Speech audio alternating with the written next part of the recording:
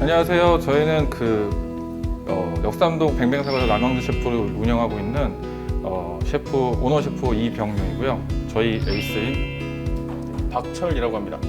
반갑습니다. 잘 부탁드립니다. 두 번째 요리는 저희가 이제 칼싹두기라는 전통 음식을 할 건데요.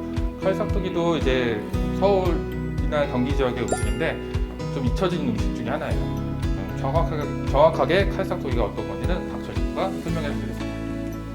칼싹두기는요, 약간 저희 메밀로 반죽을 해서 칼로 싹둑싹둑 썰었다는 그런 의미의 칼싹두기예요.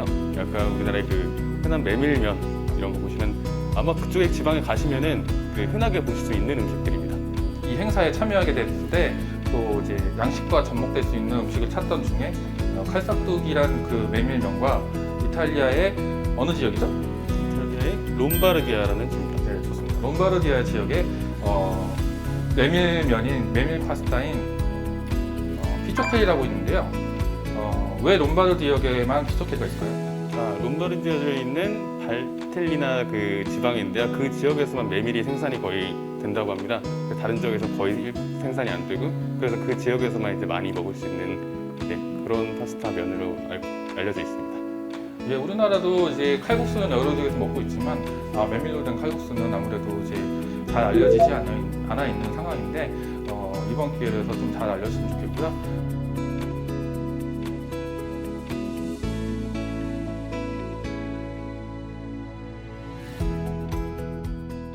일단은 면 반죽부터 시작을 해보겠습니다.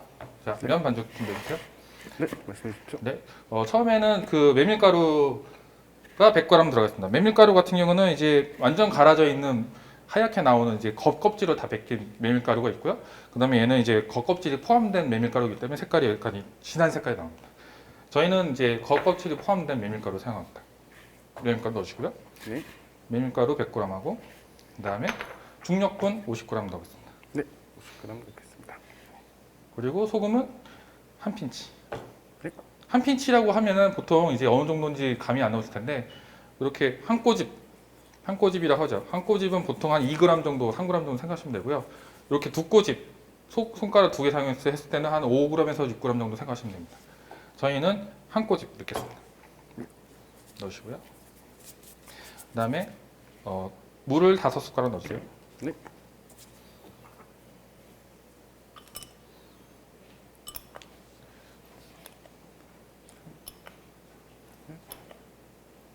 이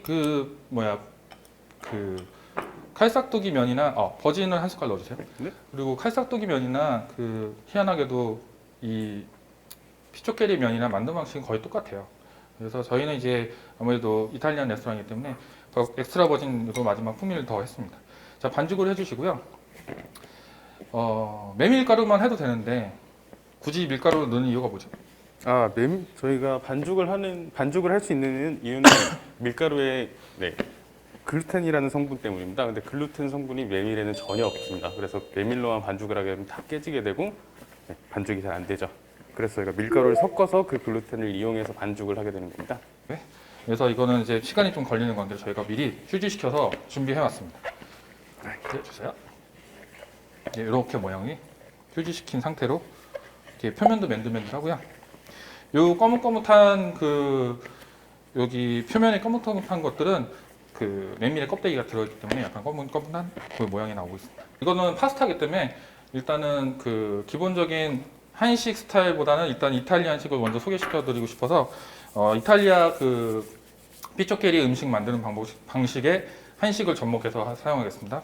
그래서 기본적인 식재료는 원래는 이제 사보이 양배추라는 그 우리나라에 나오지 않는 그 양배추랑 배추의 중간적인 그 양배추가 있는데요. 그걸 사용하지 않고 오늘은 그냥 적양배추를 사용했습니다. 적양배추를 사용하는 건 그냥 색감이 예뻐서요. 이거 그냥 양배추 사용하셔도 상관없습니다. 양배추도 면하고 똑같은 크기로 준비를 해주시고요.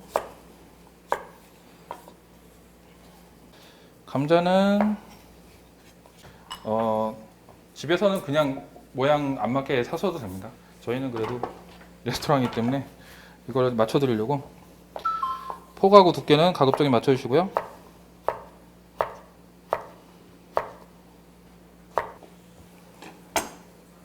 재밌는 거는 끓이는 물에 여기 면만 삶지 않고요. 얘는 감자도 같이 삶습니다. 감자를 먼저 같이 삶고요. 감자가 익는 속도에 맞춰서 면을 삶습니다. 그 사이에 이제 달에 들어갈 부재료를 준비하겠습니다. 마늘도 슬라이스 편으로 썰어주시고요.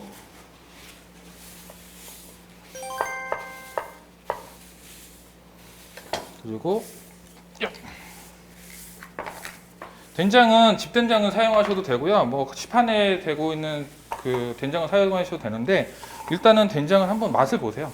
맛을 보시고 이제 짠지 안 짠지를 판단하시고 이걸 넣으셔야 됩니다. 안 그렇고 그냥 저희가 정해져 있는 레시피대로 한 숟갈 이렇게 넣어버리시면 이 브랜드마다 염도가 다르기 때문에 맛이 달라질 수가 있어요. 자, 감자가 익는 동안 면도 넣겠습니다.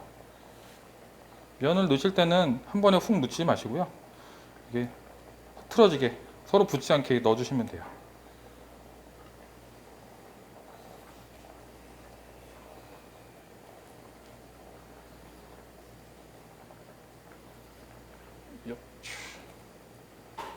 파고틴이나 그 편수 만든 거랑 똑같이 얘도 익으면 쭉 올라와요. 예, 그래서 그걸로 보시면 되는데 메밀에 밀가루가 더 들어있기 때문에 약간 붙을 수 있으니까 여기에도 오일을 살짝 넣어주세요.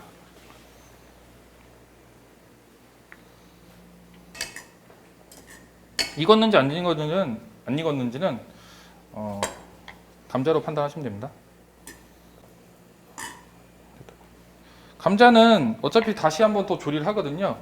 그래서 어느 정도 익었냐고 보시면 되냐면요.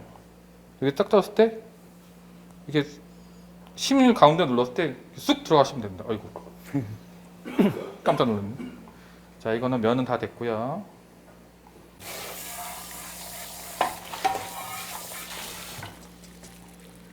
면수는 버리지 마시고요. 이거를 이제 육수로 사용하시면 돼요. 여기 어차피 밀가루랑 메밀가루랑 다 들어있는 그 면수기 때문에 소금도 들어있고 이제 얘 자체를 그냥 육수로 사용하셔도 됩니다. 간은 어차피 이제 된장으로 맞추기 때문에 따로 육수가 있으시다면 좋고 없으시면 그냥 면수를 사용하셔도 돼요. 기름을 두르시고요. 오일은 보통 이제 엑스트라 버진을 아까 사용하지 않는다고 했는데 엑스트라 버진 말고 이제 퓨어 오일이 있어요. 퓨어 오일 같은 경우는 이제 정제된 그 올리브 오일인데 퓨어 오일을 사용하시든지 퓨어 오일이 좀 그 가격이 높다 보니 포머스 오일이라고 또 나머지 찌꺼기로 만들어진 오일이 있는데요. 그거를 사용하셔도 되고요. 아니면 가정에서는 그냥 식용유 사용하셔도 됩니다. 그리고 양배추 볶아주시고요.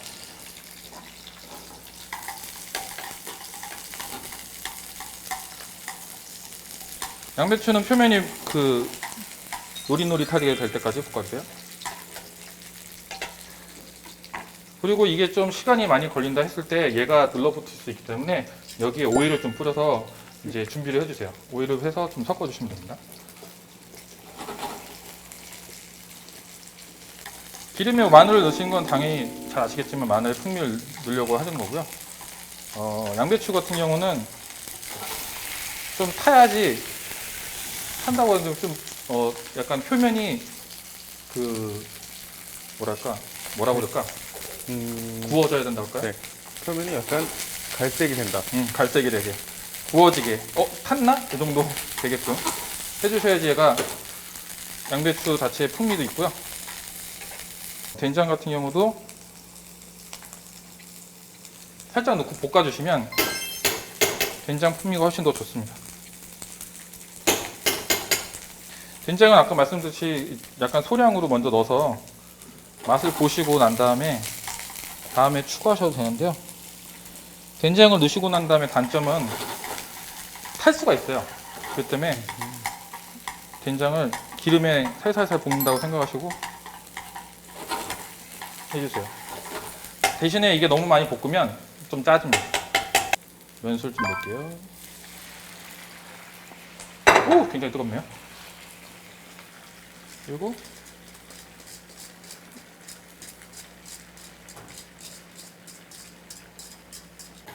네, 이제 골고루 익게끔 해주세요. 대부분 좀 잘못 알고 계시는 게 이렇게 넣자마자 바로 간을 보시거든요. 바로 간을 보시면 나중에 다운단 되면 엄청 짜져요. 여기서 간이 맞으면 안 됩니다. 거의 마지막에 됐을 때 간을 보시고 그때 간을 맞추는 게 제일 좋아요. 근데 지금은 이제 된장이 약간 들어가 있는 상태니까 조금 이제 여기서 지금 반 정도 줄었을 때쯤 해서 간을 먼저 보시고 그 다음에 아까 말씀드렸듯이 그 오리지널 이탈리안식으로 하니까 기본적으로 치즈가 들어가요. 그래서 치즈에 또 염분이 약간 있으니까 그걸 다 섞은 다음에 마지막에 간을 보시고 더 추가하시면 됩니다. 보통 같은 경우는 여기서 더 다운시켜 가지고 조리를 마무리 하는데요. 얘 같은 경우는 버터랑 치즈가 들어가기 때문에 좀 소스가 있는 상황에서 마무리 하겠습니다. 그래서 열에서 빼시고 치즈를 좀 넣어주시고요. 이거는 이제 그 모짜렐라 치즈인데요. 피자 치즈. 흔히 생각해서 피자 치즈입니다. 피자 치즈를 넣어주시면 되고, 그 다음에 이거는 가루 치즈, 파르멘자노 레자노 치즈나 아니면은 그라나 파다노 치즈. 이것도 이렇게 풍미를 위해서 넣어준 겁니다. 그리고 버터는 양식에서 흔히 마지막에 넣을 때 이제 몬테라 해가지고 농도도 맞춰주고 윤기 나게 만들어주는 역할을 하는 거거든요. 그래서 이 세 가지를 넣고 쉐이크 해주십시오.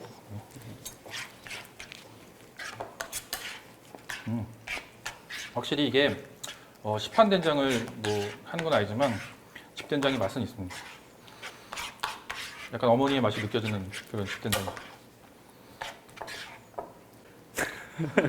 이게 바로 치즈의 즐거움이죠. 먹을 수가 없네요. 후루룩 하세요, 후루룩.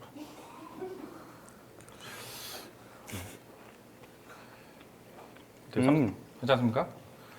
좀 싱겁나요? 그냥 괜찮은 것 같아요. 된장이랑 치즈, 네. 된장 향이 되게 괜찮네요.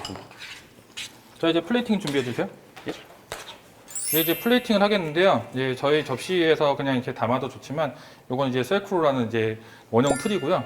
저희가 모양을 잡을 때 쓰거나 아니면 이제 이렇게 담을 때 모양 깊이 잡게 하기 위해서 사용하는 그 도구 중에 하나입니다. 그래서 자, 담아주세요. 네.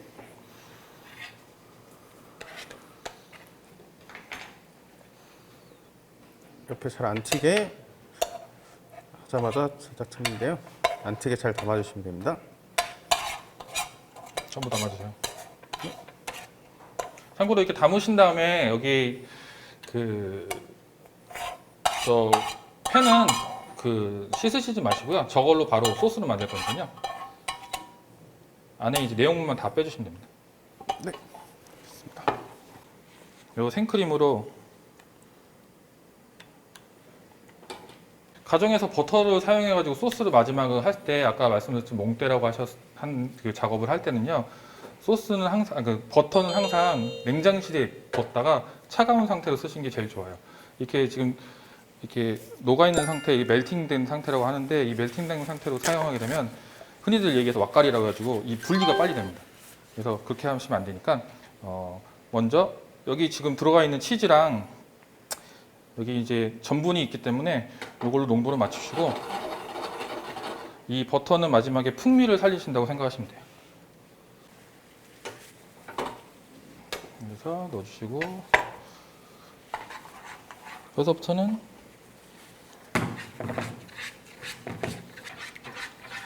여기 이렇게 보시면은 보이나? 이렇게 이제 지방층이 나오기 시작하거든요. 요게 이제 시간이 또 지나게 되면은 수분하고 지방층이 분리돼서 소스가 망칠 수가 있어요. 근데 소스가 만약에 망치시면은 되돌릴 수 없습니다. 다시 하셔야 돼요. 그렇기 때문에 아까 말씀드렸듯이 항상 얘는 냉장고에 있어야 됩니다.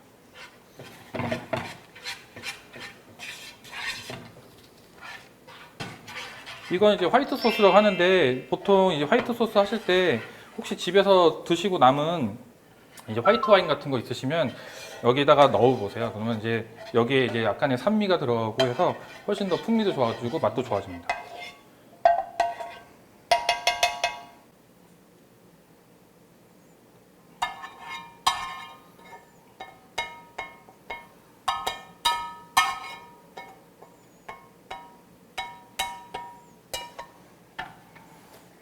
플레이팅은 그 여기 위에다 만약에 플레이팅 하실 거면 얘를 빼지 마시고 마무리까지 다 하신 다음에 빼는 게 제일 좋아요.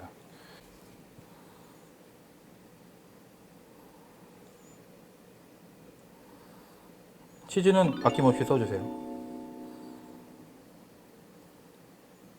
제가 저희 업장에서 된장 파스타를 만들게 된 이유는 된장이 저희 우리나라의 이제 발효 음식 중에 하나잖아요. 그래서 그 발효 음식 중에 대표적인 그 장 중에 하나인데 우리나라에서 모든 음식에는 아니지만 어쨌든 간을 맞추거나 뭘 했을 때 장을 사용하게 되는데 이탈리아에 가시면은 이 치즈가 장이랑 똑같은 역할을 합니다.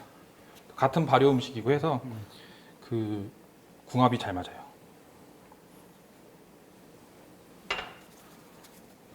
그리고 토마토는 이제 이렇게 찹을 했는데요. 굳이 토마토가 아니어도 얘는 이제 플레이팅 색깔용이기 때문에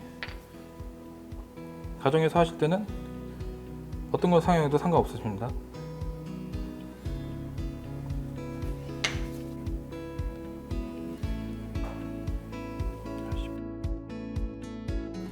양식으로 찾은 그 칼 싹둑이 양식 이름은 피조캐리고요. 이렇게 완성이 됐습니다. 한식과 양식의 이제 콜라보라고 생각하시면 되고 가정에서도 이렇게 어렵게는 아니고 간단하게 만들어 드실 수 있으니까요. 한번 도전을 해보시면 좋겠습니다. 감사합니다. 수고했어요.